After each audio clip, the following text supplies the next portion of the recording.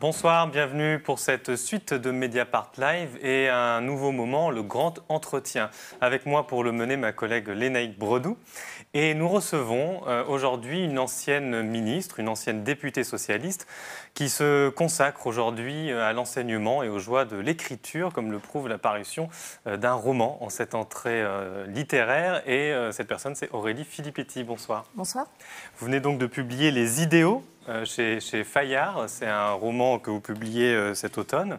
On va beaucoup parler des nombreux thèmes qu'il soulève, mais auparavant, on voulait évidemment vous poser des questions d'actualité, avec l'actualité politique très chargée par rapport à ce remaniement très attendu dont on parle du côté du pouvoir et plus profondément des difficultés d'Emmanuel Macron et de son gouvernement. Au bout de 18 mois seulement, on a l'impression d'un exécutif un peu en déshérence. Comment est-ce que vous regardez ça? Est-ce que ça vous amuse avec le recul, vous qui avez un peu connu ce genre de moment-là, ou est-ce que ça vous consterne?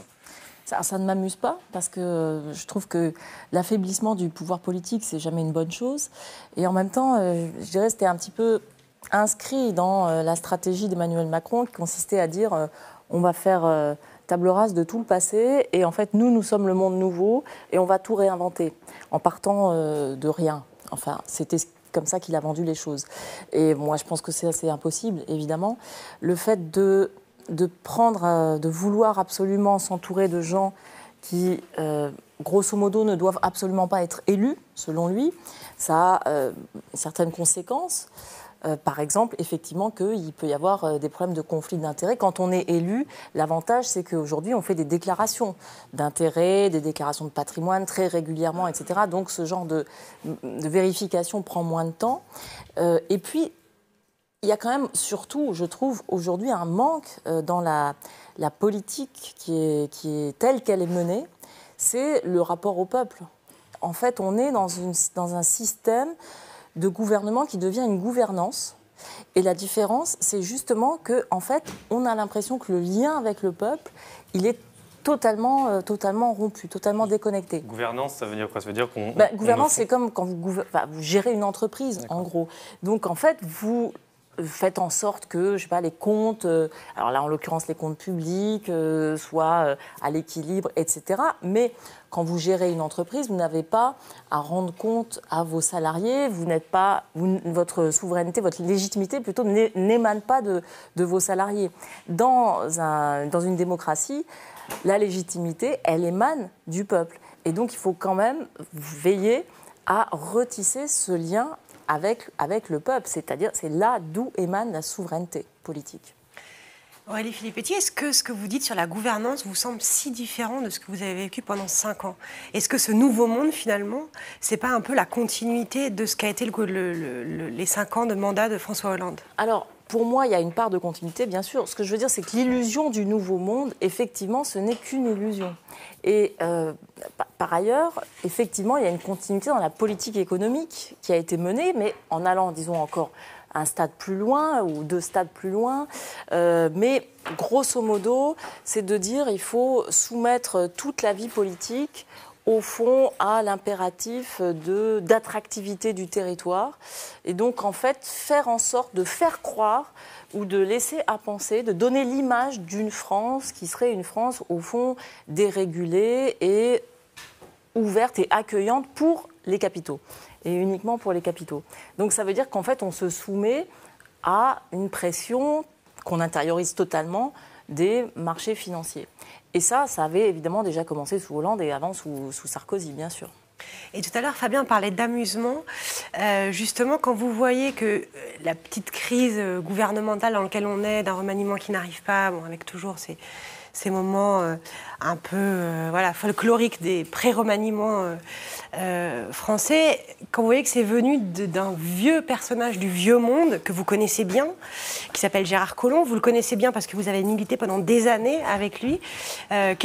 Comment vous voyez ce moment? Comment vous voyez ça, ce départ, Gérard Collomb, que vous connaissez bien? Ce que je constate, c'est que, quand même, la crise de l'exécutif, là, elle a été ouverte par Nicolas Hulot, qui part sur de vraies bonnes raisons, qui part sur justement une rupture de ce que lui considère comme étant, au fond, sa ligne politique et sa capacité à agir face à la crise environnementale.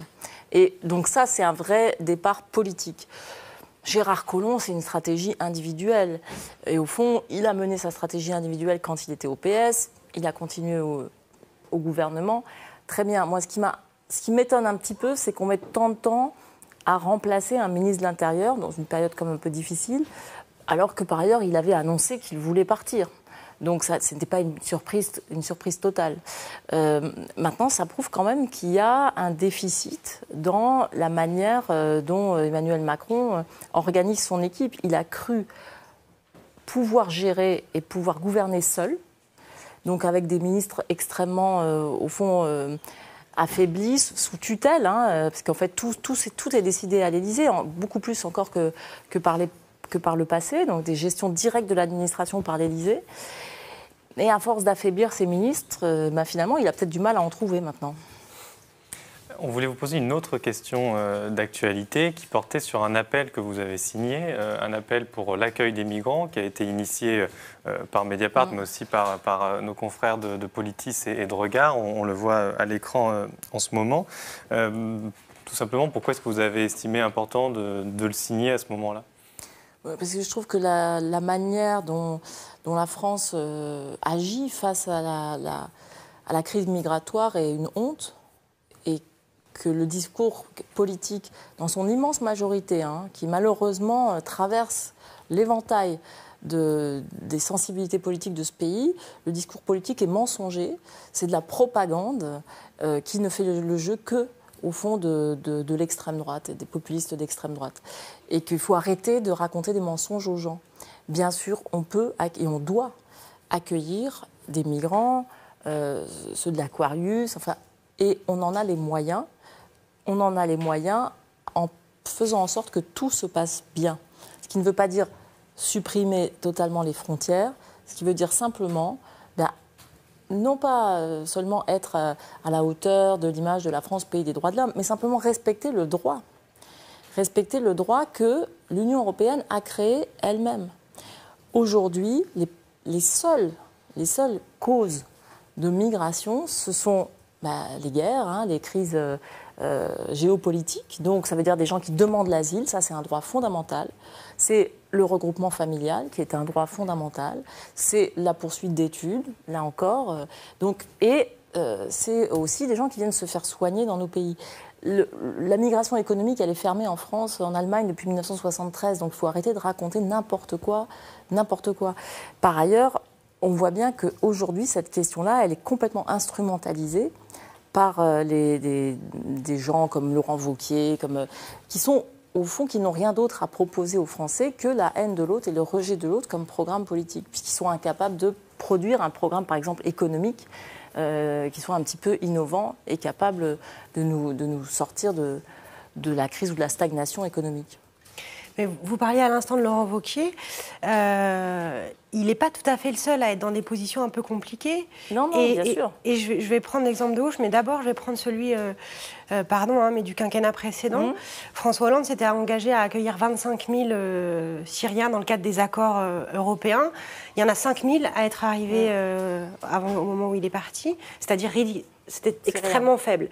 Il se trouve qu'il y avait un Premier ministre qui a contredit la chancelière allemande Angela Merkel, en l'occurrence Manuel Valls, disant qu'il était absolument en désaccord avec sa politique d'accueil. C'est-à-dire que le Parti socialiste auquel vous apparteniez, à ce moment-là, a tenu une politique migratoire extrêmement fermée. Notamment le Premier ministre, que vous aviez contribué à installer à Matignon, si je peux me permettre. Non, c'est le président de la République qui l'a choisi, c'est François Hollande. Avec votre soutien à l'époque. Et cette politique avait commencé... Même sous Jean-Marc Ayrault, François Hollande qui l'a décidé. Même sous Jean-Marc Ayrault, qui s'est renforcé sous Manuel Valls, que vous souteniez au tout début en tout cas. Comment vous expliquez cette contradiction entre aujourd'hui le manifeste que vous signez et cette politique qui a été menée au pouvoir ? Alors, la crise migratoire, elle commence quand même vraiment en 2015. Donc, moi, j'ai quitté le gouvernement en août 2014. Donc, le soutien que vous mentionnez, il a duré en gros 3 mois ou 4 mois. Donc, et je suis partie. Donc, la crise arrive le plus fort de la crise, c'est 2015. Et là, effectivement, bien sûr, la politique menée par François Hollande et par Manuel Valls, en parfait accord, il n'y avait aucun désaccord entre eux là-dessus, consiste à dire « Ah non, non, non, la France va accueillir le moins de migrants possible ». Au fond, c'est ça quand même notre politique à ce moment-là. Et face à ça, Angela Merkel prend seule la décision d'accueillir en Allemagne plusieurs centaines de milliers de Syriens qui sont des réfugiés politiques. Et c'est le seul moment d'ailleurs où la France s'oppose à l'Allemagne. Ce n'est pas sur la politique d'austérité que l'Allemagne impose au reste de l'Europe, c'est sur l'accueil des migrants. Donc c'est quand même... c'est vraiment extrêmement... on pourrait dire avec une litote, c'est quand même extrêmement regrettable pour notre pays. On est aujourd'hui le pays d'Europe, mis à part les pays de l'ex-bloc de l'Est, Pologne, Slovaquie, etc., mais mis à part ces 3-4 pays-là, la Hongrie, on est le pays qui accueille le moins de réfugiés en Europe par rapport à notre population. Donc, on est les derniers de la classe, à part, en gros, les pays tenus par des régimes autoritaires. Ça, c'est la vérité des chiffres. Il faut se reporter à tout ce que dit François Héran, professeur au Collège de France, spécialiste de ces questions. On a reçu dans cette émission il y a quelques temps. C'est ça la vérité. Et moi, ce qui me désole, c'est que quand un Premier ministre débat avec le leader populiste du parti de la droite, il est incapable, au fond, de répondre à ces arguments en assumant un discours courageux là-dessus.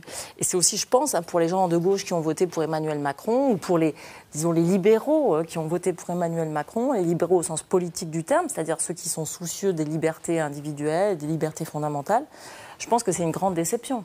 Parce que Macron avait les moyens politiques, il avait la force liée à son élection, il a le rayonnement, je dirais, à l'international et en Europe, suffisant pour dire maintenant la France va, au fond, participer à la résolution de cette crise, qui est une crise internationale, mais à laquelle, évidemment, nous avons eu notre part dans la politique qu'on a menée au cours des années précédentes vis-à-vis de l'ensemble des pays de cette zone.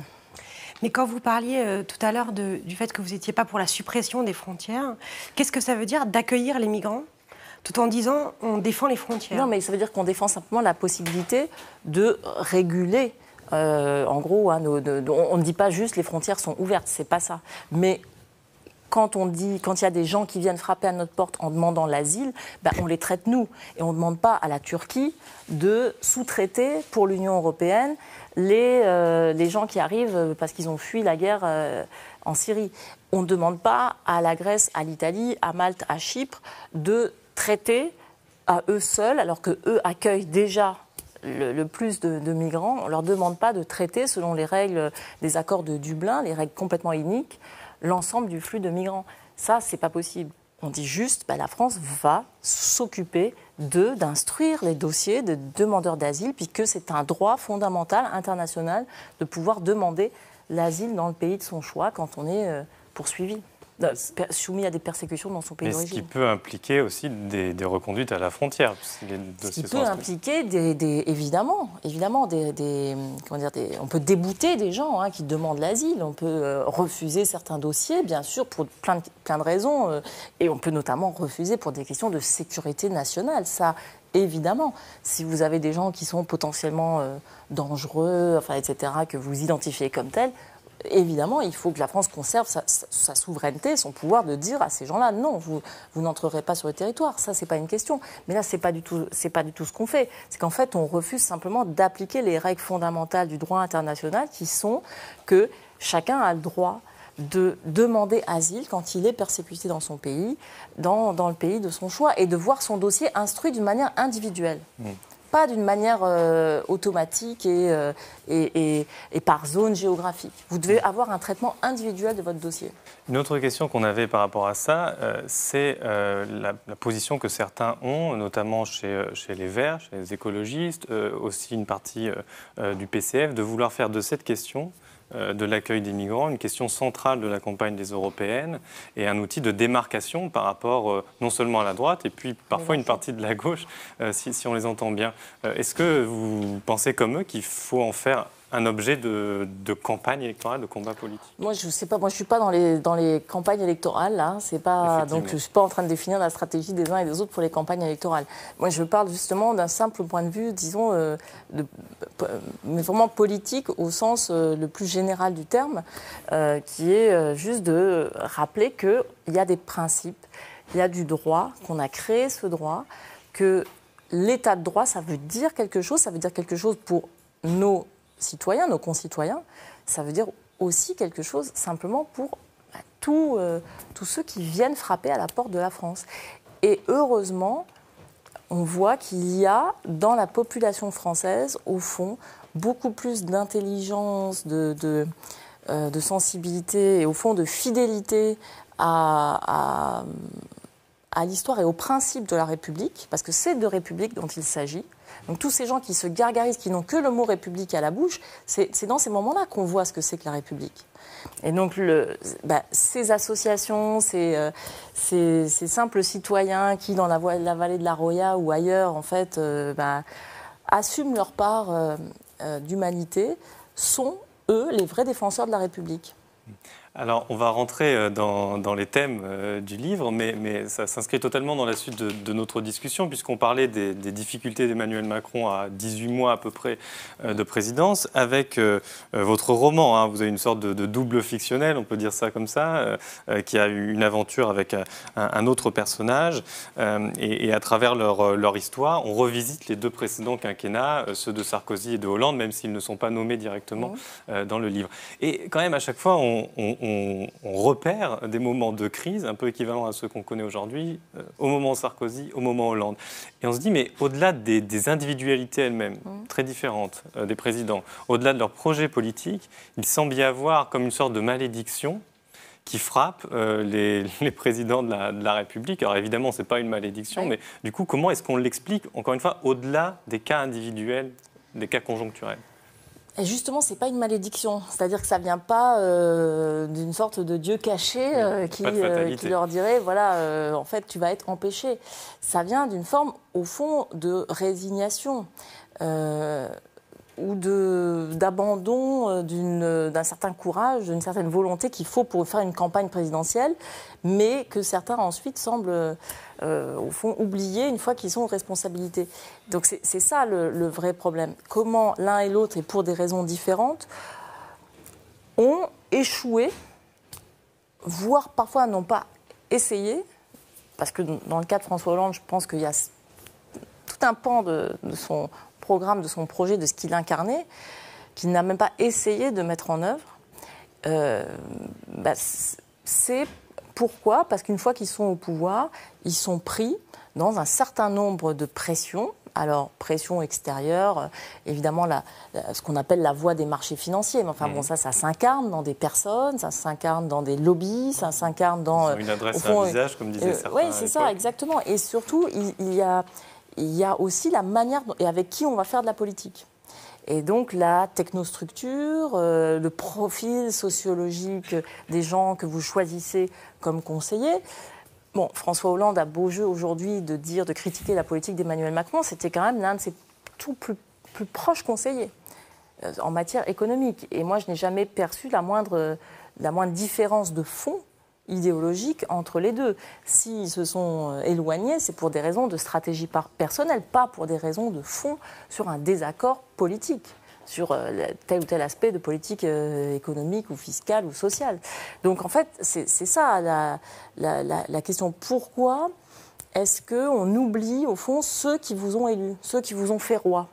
Comme le président est un peu une forme de monarque de la Ve République, pourquoi oublier par qui ils sont arrivés là.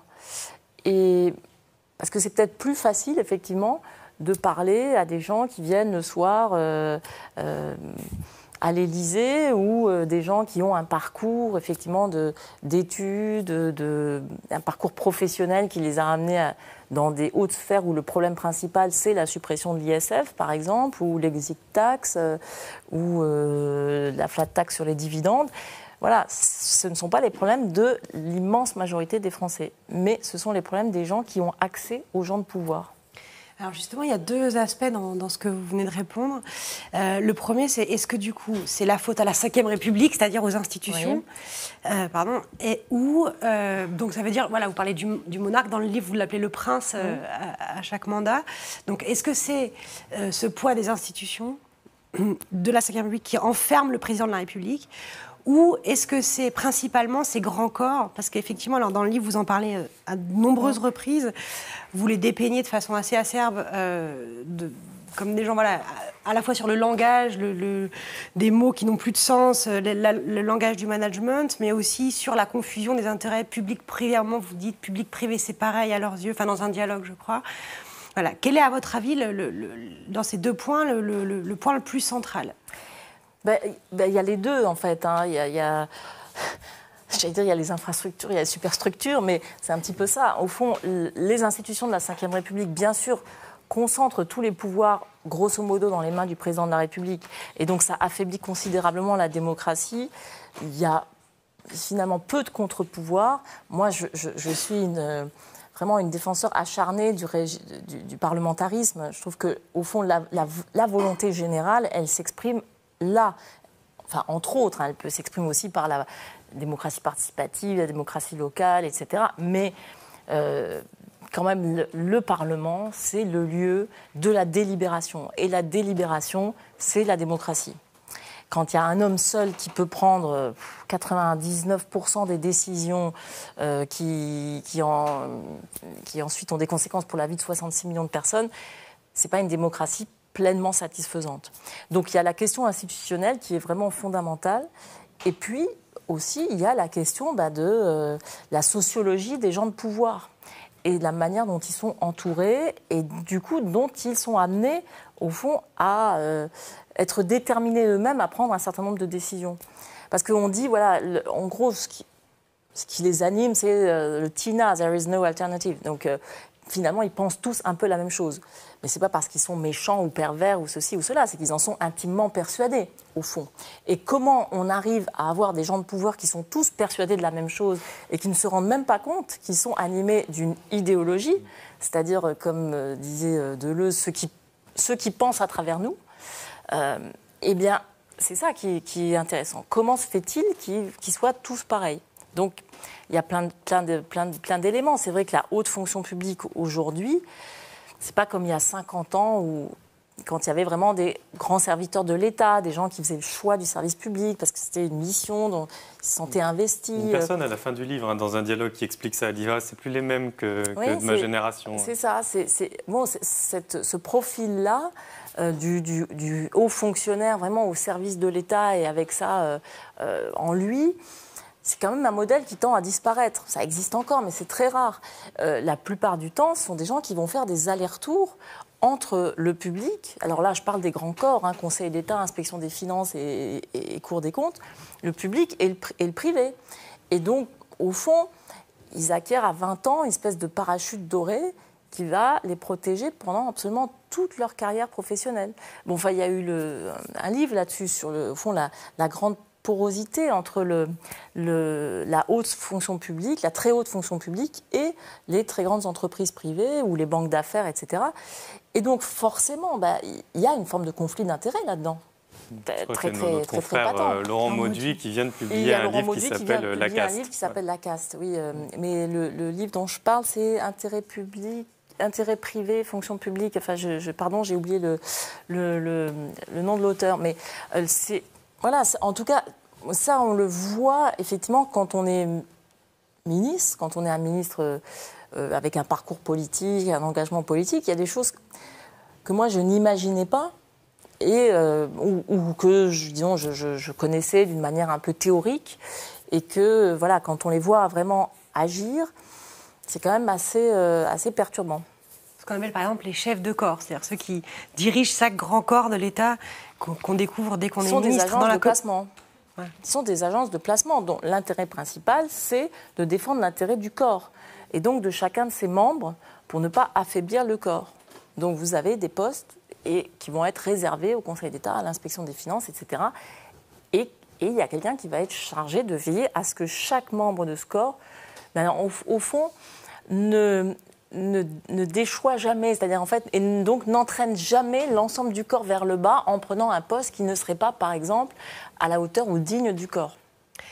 Il y a un aspect qui est moins présent dans votre livre sur les contraintes, le champ de contraintes, on reste toujours sur ce thème-là, qui entraverait l'action des présidents successifs, c'est la question de l'intégration européenne.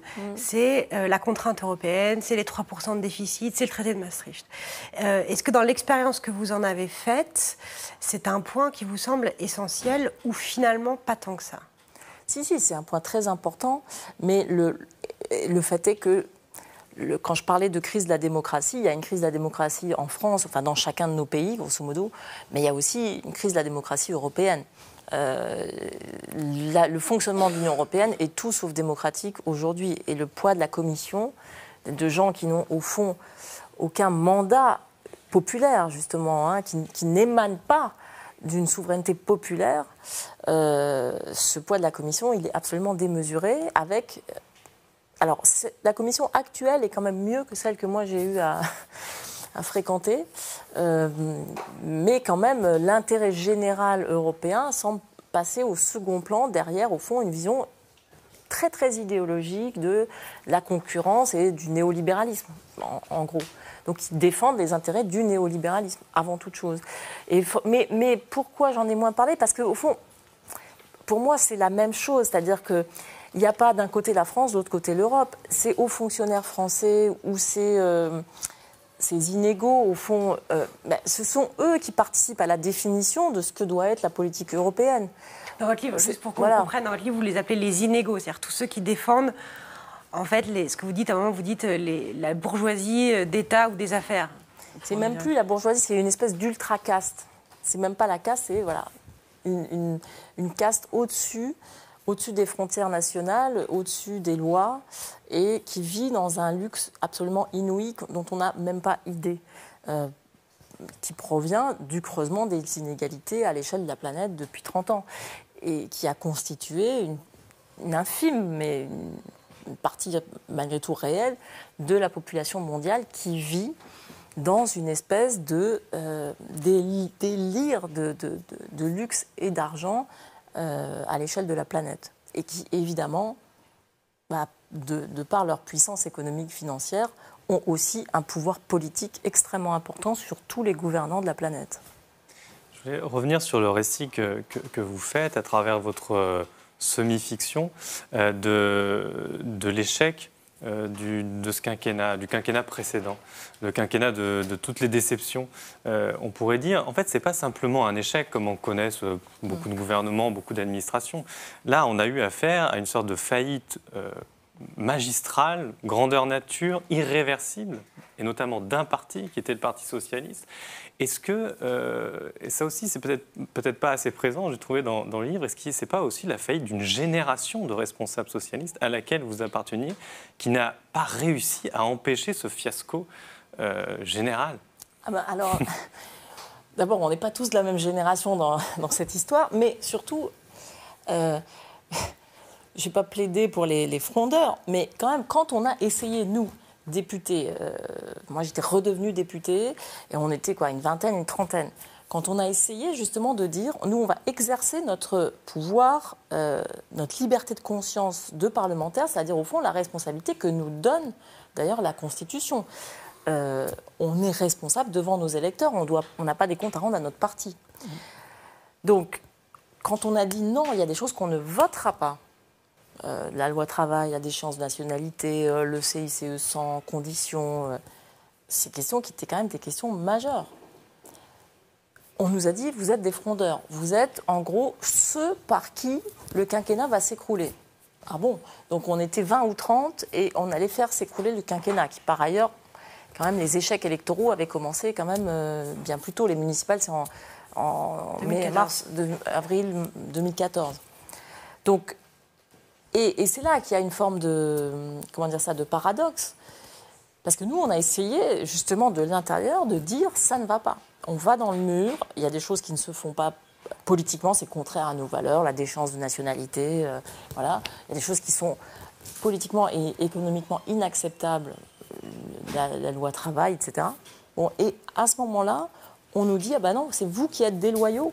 Donc moi, j'estime qu'on a pris, enfin en tout cas pour ceux qui, avec moi, avons cherché à nous opposer à ce qui était en train de se faire, on a pris nos responsabilités. Et si on pousse un peu plus loin, est-ce que finalement, ça n'était pas voué à l'échec dans la mesure où ce n'est qu'à la toute fin qu'il a été question d'une motion de censure, mais qu'au fond, la plupart d'entre vous c'était inconcevable de faire tomber un gouvernement, par exemple. Oui. C'était inconcevable parce qu'on n'était pas assez nombreux, tout simplement.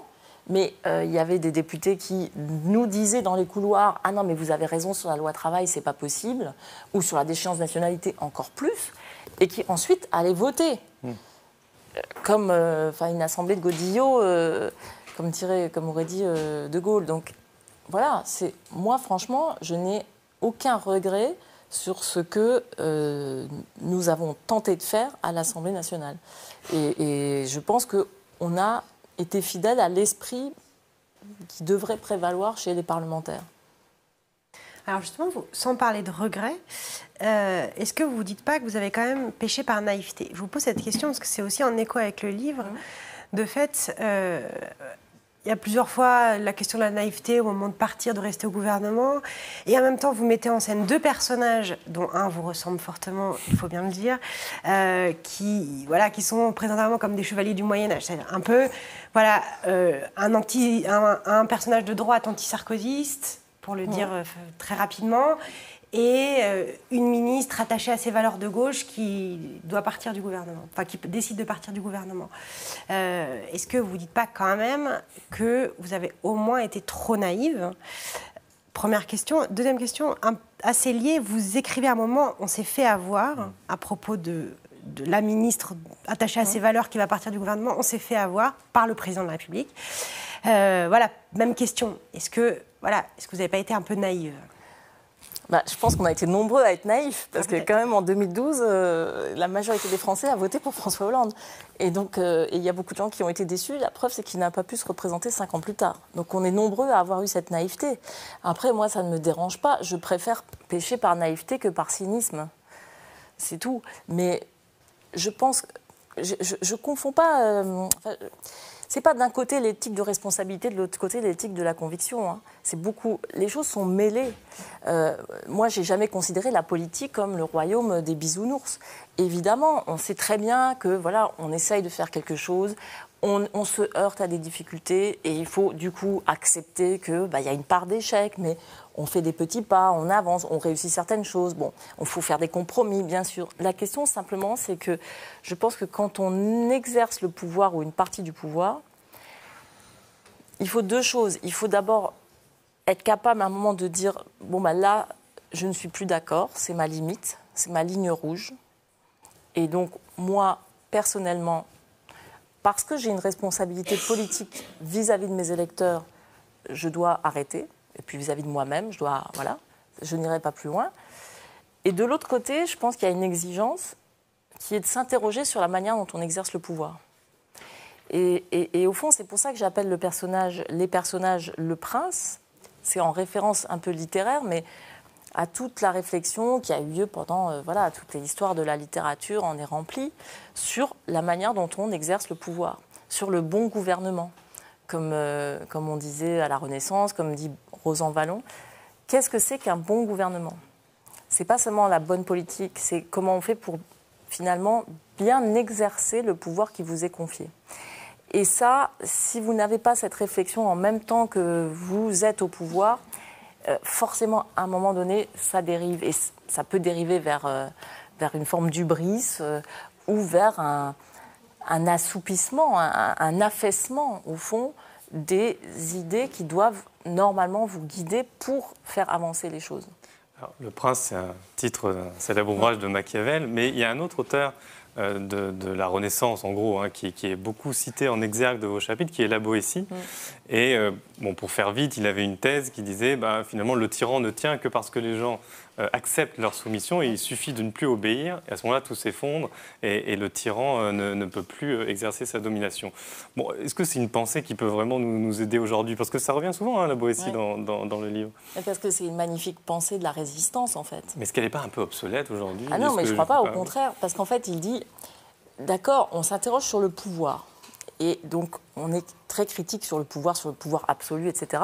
Les gens qui sont au pouvoir doivent réfléchir sur le pouvoir. Mais ensuite, ça ne veut pas dire qu'on décharge chaque citoyen de sa propre responsabilité politique. Et lui, il ne vivait pas en démocratie. Nous, on a la chance de vivre en démocratie. Donc, je dirais, on doit aussi revendiquer cette responsabilité de chacun d'entre nous, qui est du coup aussi extrêmement stimulant, parce qu'en fait, chacun peut faire quelque chose. On parlait des migrants tout à l'heure et de ces gens qui vont, parce que tout simplement, ils en sont convaincus, ils vont aider des gens, ils vont être solidaires. Bon, ils exercent leur responsabilité de citoyen. Et c'est comme ça dans tous les aspects de la vie politique. Ça veut dire aussi une espèce de conscience, de ne pas aussi prendre pour argent comptant tout ce qu'on lit, tout ce qu'on entend, d'aller chercher une pluralité de sources, d'informations, d'aller contester certaines fausses évidences. Voilà. Bon là, on parle de légiférer sur les fake news. C'est pas une loi qui va régler le problème des fake news. La question, c'est que chacun, dans la manière dont il s'informe, doit aller chercher justement les sources d'informations qui vont être les plus fiables, les plus vérifiées, les plus diverses possibles, etc., etc. Et donc c'est une responsabilité de chacun. Et la Boétie, quand il dit au fond, ouais, les tyrans ne sont grands que parce que nous sommes à genoux, c'est un appel, une invitation magnifique à dire à chacun, voilà, on a une capacité de responsabilité citoyenne, de prise de conscience qui peut faire changer les choses, oui. Alors, sur cet appel à la responsabilité citoyenne, on va aussi revenir à la responsabilité de l'élu et à celle que vous êtes senti par rapport au milieu d'où vous venez. On va regarder ensemble un petit extrait d'un entretien qu'on avait fait sur Mediapart avec Édouard Louis. Ah oui, et oui, il nous parlait de ce que ça impliquait pour les classes populaires, la politique, justement. On regarde cet extrait. C'est ça le milieu dans lequel j'ai grandi, et quand je suis arrivé à Paris et que j'ai été pour la première fois mis au contact d'autres milieux, d'autres mondes, de gens plus privilégiés, de classes dominantes, de classes plus privilégiées, je me suis rendu compte que la politique avait beaucoup moins d'effets sur le corps dominant que sur le corps dominé. Comme si le fait d'avoir ce que Pierre Bourdieu aurait appelé du capital social, du capital culturel, du capital économique, comme si la détention de toutes ces formes de capital, en fait, vous protégeait des effets de la politique. Et je parle d'Enqui a tué mon père, du fait qu'une réforme, d'une réforme politique, d'une décision politique dans mon enfance, dans le monde de mon enfance, dans la classe de mon enfance, une réforme politique, ça voulait dire manger ou ne pas manger, ça voulait dire vivre ou mourir, justement. Est-ce que dans la décision, au bout d'un moment, de dire « je pars », de ce gouvernement, est-ce qu'il y a eu la peur que ces milieux populaires d'où vous venez, que vous côtoyez dans votre circonscription, la peur qu'ils vous accusent de trahison, tout simplement? Oui, bien sûr. Ou même s'ils ne m'accusaient pas, mais que moi-même, je le ressente comme ça. Moi, j'ai beaucoup aimé ce que Édouard Louis dit et qu'il écrit dans son livre là-dessus, sur l'impact de la politique, qui est au fond lié à la coupure entre le peuple et ceux qui prennent les décisions. Quand on dit on baisse de 5 € les APL, ceux qui prennent cette décision, pour eux, 5 €, c'est rien. C'est vraiment c'est un pourboire qu'ils vont laisser au restaurant. Et encore même pas. Donc c'est rien pour eux. Ils ne peuvent pas imaginer qu'il y a une grande partie de la population pour qui 5 €, c'est important. Et au fond, quand ils prennent ces décisions-là, ils ne se rendent même pas compte de l'impact concret que ça peut avoir. Ils en sont finalement les premiers surpris quand on leur dit... Et ce qui est formidable avec Emmanuel Macron, c'est qu'il est extrêmement, pour le coup, extrêmement premier degré dans l'expression de ça. S'il y a quelqu'un qui a une naïveté, je pense que c'est lui.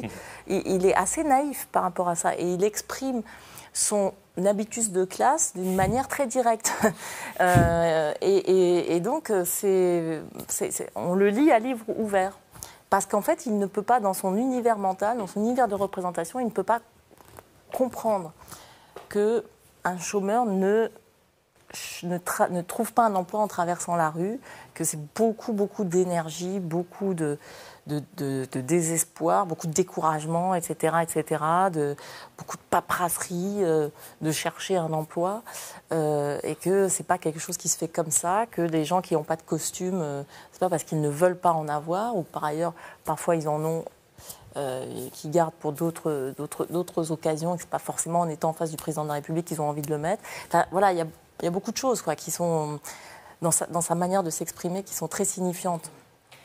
Justement, dans votre livre, votre double fictionnel, à de nombreuses reprises, justement, vit assez violemment le voyage de classe, c'est-à-dire d'arriver dans ce monde extrêmement bourgeois, de luxe, de richesse parfois, hein, qui est aussi celui du pouvoir, qui est aussi celui de la politique, en venant d'un milieu ouvrier.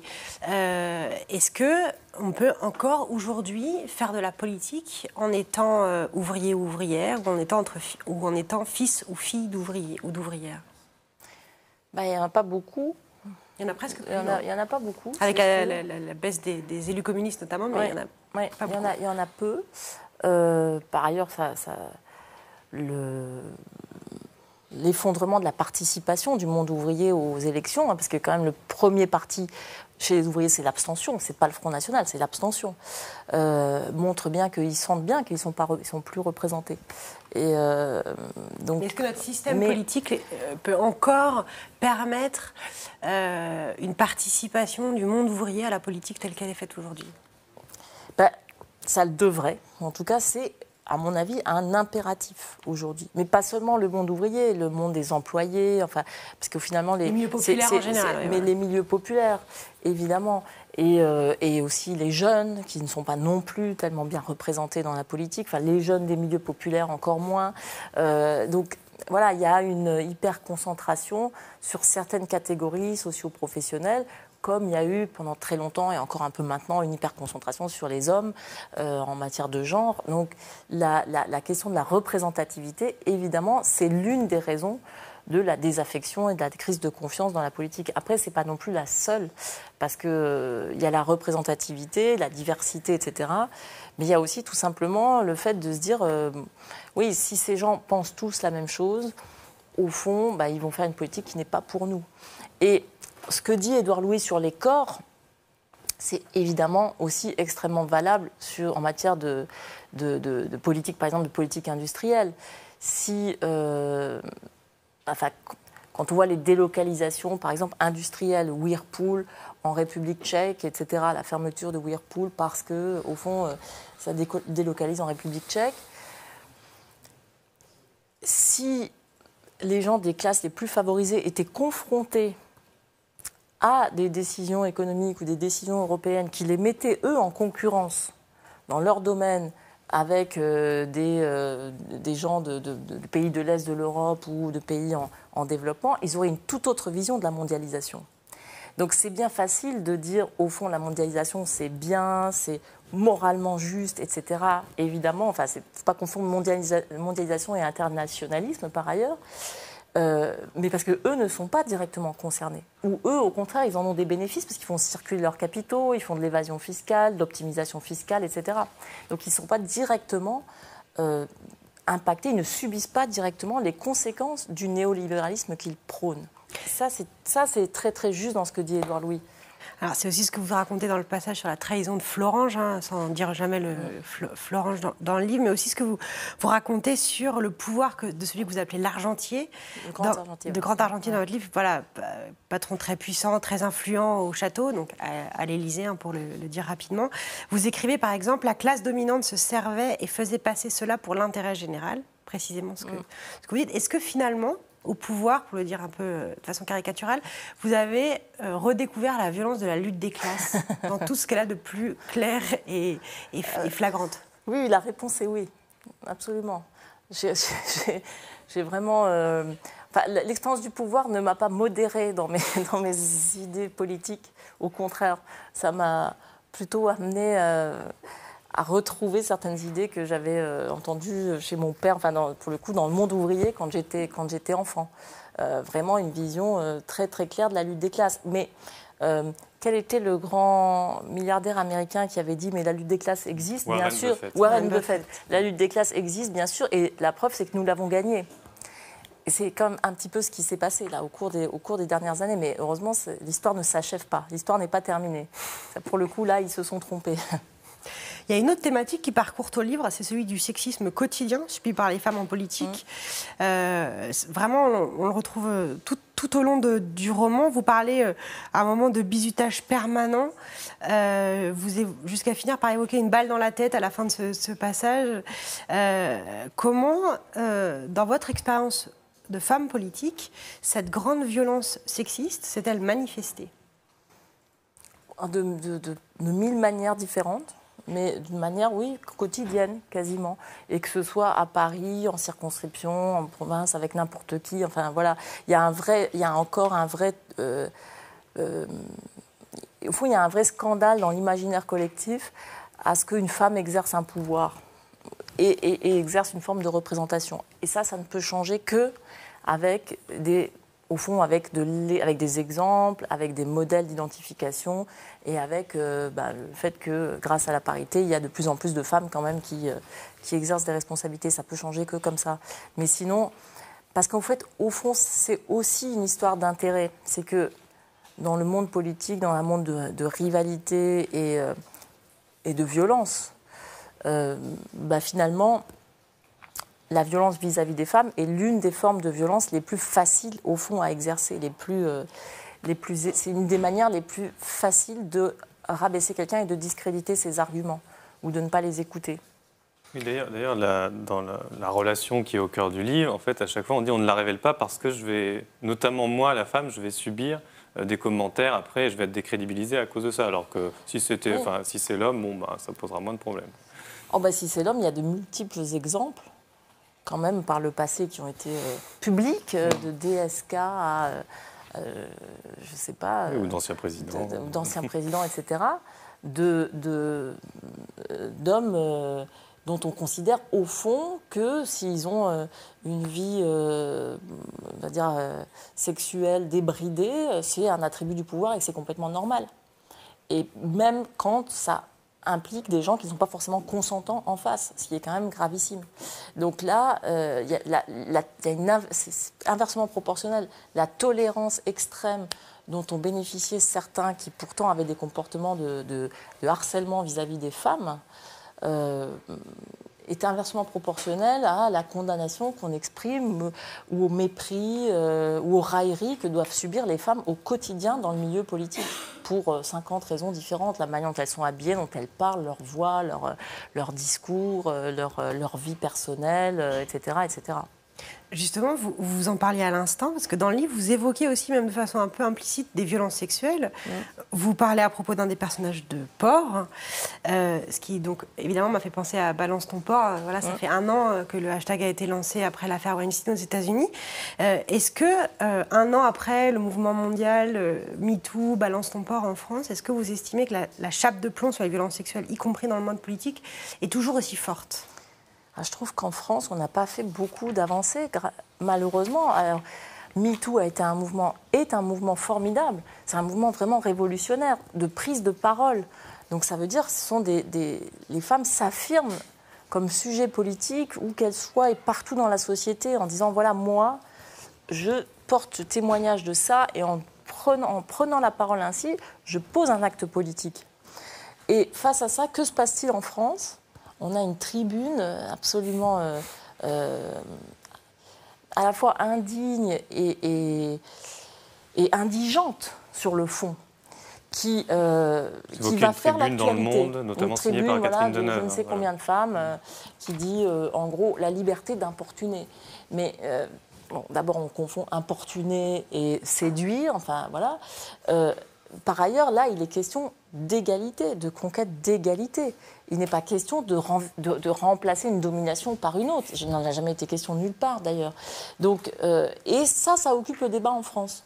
Et donc, la discussion, au lieu de se concentrer sur MeToo et sur ce que ça révèle, et sur ce qu'on peut faire pour concrètement améliorer les choses, se déplace sur, au fond, est-ce qu'on peut encore est-ce que les hommes vont pouvoir encore exercer la galanterie à la française ? Bon, donc là, c'est quand même vraiment, c'est pas ce qu'il y a de mieux dans l'esprit français, cette manière-là, très, très...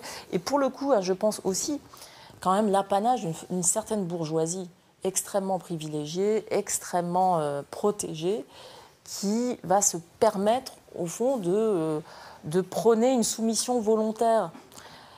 Parce que, finalement, leurs conditions sociales les mettent dans une situation où, au fond, elles ne sont plus soumises à grand-chose, si ce n'est à une forme de soumission volontaire. Et ça, c'est pas... Voilà. Et ce qui est dommage, c'est que ça a occupé l'espace public pendant plusieurs mois, on en parle encore maintenant, au lieu de parler, comme aux États-Unis ou ailleurs, au lieu d'essayer d'agir pour, finalement, que ce genre de comportement ne se reproduise plus.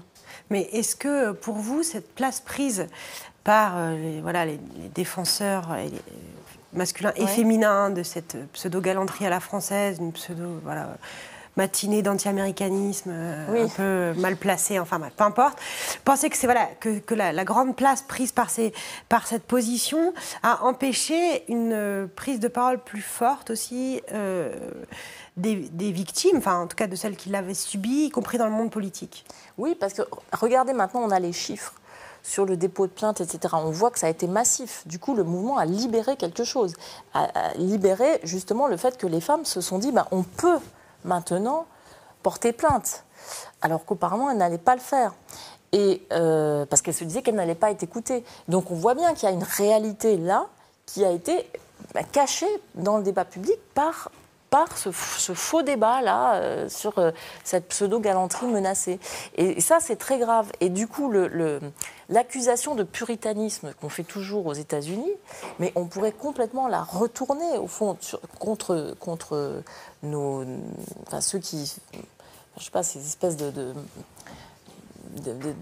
d'élites ou d'éditorialistes de la pensée, qui, eux, ou elles, sont des conservateurs et des conservatrices acharnés, des défenseurs de l'ordre tel qu'il était, de l'ordre dominant, et qui refusent que quoi que ce soit change, parce qu'au fond, ça sert leurs propres intérêts ou leur propre position dans ce champ.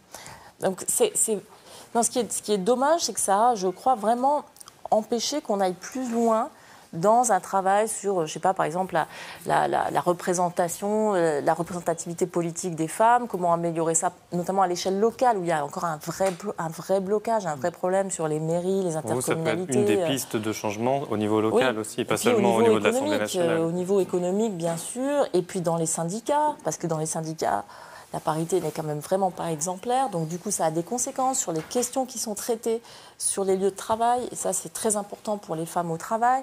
Donc, voilà, je trouve par ailleurs qu'en matière politique, il y a certes plus de femmes députées, là, aujourd'hui, à l'Assemblée.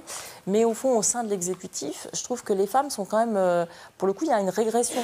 Et ceux qui gouvernent avec le président de la République aujourd'hui, comme ils gouvernent avec un très petit cercle de conseillers très proches, il n'y a quasiment que des hommes autour de lui. La dizaine de personnes vraiment influentes autour de lui, ce ne sont que des hommes. Et donc, là aussi, il y a un problème. À leur décharge, ils ont un ministère régalien qui est tenu par une femme, en l'occurrence la Défense avec Florence Parly, ce qui n'était pas le cas du quinquennat précédent. Oui, mais bon, en même temps, ça Non, ça n'enlève rien au fait qu'ils sont, par ailleurs, la parité, un entourage très masculin autour du président de la République. Mais si on parle en termes d'influence réelle, je ne veux pas être désobligeante vis-à-vis de Florence Parly, c'est pas ça, mais en termes d'influence politique, des ministres influents et des conseillers du président qui sont vraiment influents, il n'y a que des hommes. Peut-être une des dernières questions qu'on vous posera. En lisant ce livre, je me suis dit, mais finalement, quelle est sa fonction, à qui il est vraiment destiné ? C'est-à-dire dans les formes du combat politique, intellectuel, que vous n'avez pas totalement abandonné, même si vous vous êtes éloigné de la vie partisane, comment vous comptez intervenir ? Est-ce que c'est par le biais de la fiction ? Vous voyez, quel est le mode d'intervention que vous comptez suivre ? Et est-ce que vous envisagez ce roman, peut-être pas, d'ailleurs, comme une forme de combat intellectuel ? Moi, je pense que toute littérature est un engagement. Même la poésie la plus hermétique, pour moi, c'est une forme d'engagement, c'est une forme de participation à l'espace public. Donc, évidemment, le fait d'écrire un livre, c'est aussi un moyen de mettre en débat un certain nombre de choses. Et par ailleurs, la forme du roman, moi, je trouve qu'elle préserve la liberté. Elle préserve beaucoup de liberté, beaucoup plus qu'un essai, la liberté de l'auteur, parce que j'ai pris beaucoup de liberté avec... c'est pas du tout une chronique, c'est pas des mémoires, c'est la chronologie, par exemple, est très... voilà, ce qui me permettait de mettre en lumière certaines choses, certains thèmes qui sont plus, à mon sens, qui portent du sens, que ce soit, Florange, l'épisode, disons, de Florange, la question des migrants, etc. Donc, et puis, ça donne de la liberté au lecteur aussi. Parce que j'espère qu'il y a quand même aussi une forme de plaisir quand on lit un roman. Et le lecteur, au fond, est libre d'en faire ce qu'il en veut et d'en tirer les conséquences qu'il veut. Moi, j'ai essayé de dessiner comme un tableau avec des morceaux de réalité tels que moi, je les ai reçus et ressentis. Et je ne prétends pas à la vérité. Mais justement, parce que je suis démocrate, je pense que c'est à chacun de construire ensuite sa propre opinion. Et voilà, puis par ailleurs, moi j'aime les romans, j'aime lire des romans, j'aime écrire, donc c'est aussi un plaisir. Peut-être une dernière question. D'avoir une dernière question. Je me suis interrogée en lisant Les idéaux. C'est finalement, est-ce que la politique ou la vie dans la politique n'est pas en dehors de la politique ? Je dis ça parce qu'il y a évidemment un de vos personnages qui s'engage dans une ONG auprès des migrants. Il se trouve que ça a été le choix de plusieurs anciens de vos camarades du gouvernement de Jean-Marc Ayrault de s'engager dans des ONG depuis qu'ils ne sont plus représentants politiques. Est-ce que, finalement, le tissu associatif, la vie citoyenne, les ONG ne sont pas un lieu d'investissement et d'engagement politique finalement plus pertinent aujourd'hui que les institutions partisanes, les partis politiques ?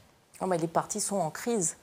Et aujourd'hui, moi, ce n'est évidemment pas le lieu où on peut inventer quelque chose, là, aujourd'hui, d'innovant et de réponse à la crise politique. Ce n'est pas les partis. Ça, c'est absolument évident. Mais après, ça peut prendre de multiples formes. Il n'y a pas que les associations ou les ONG. Ce sont des lieux importants, mais c'est après au quotidien, chez chacun. Enfin, moi, je suis très heureuse dans les activités d'enseignement que j'ai. Et voilà, par ailleurs, c'est vous, journalistes, qui défendez une certaine conception de la presse et de la liberté d'informer, vous y participez aussi. Et chacun ensuite dans son travail, ceux qui s'engagent sur leur lieu de travail, les syndicalistes. Enfin, donc il va falloir recréer quelque chose, recréer aussi un espace public de délibération. Voilà, je pense que c'est ça. Arrêter de recevoir ce flux